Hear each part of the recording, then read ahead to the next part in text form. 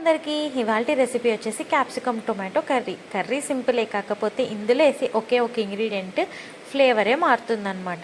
దానికోసం దాకలో ఆయిల్ వేసుకొని ఉల్లిపాయలు పచ్చిమిర్చి ఉప్పు వేసుకోవాలి. ఉల్లిపాయలు మగ్గిన తర్వాత అల్లం వెల్లుల్లి పేస్ట్ వేసుకొని అది పచ్చివాసన పోయిన తర్వాత టొమాటోస్ వేసుకోవాలి. టొమాటోస్ మగ్గిన తర్వాత ఇందులోకి పసుపు కారం వేసుకొని బాగా కలుపుకోవాలి. ఇప్పుడు ఇందులోకి జీలకర్ర పొడి వేసి కలుపుకున్న తర్వాత సన్నగా కట్ చేసుకున్న క్యాప్సికమ్ ముక్కలు కూడా వేసి మగ్గబెట్టుకోవాలి.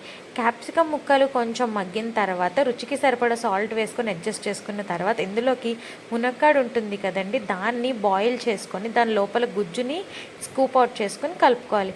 ఇదే మెయిన్ అండి, గ్రేవీ వస్తుంది, టేస్ట్ కూడా చాలా బాగుంటుంది.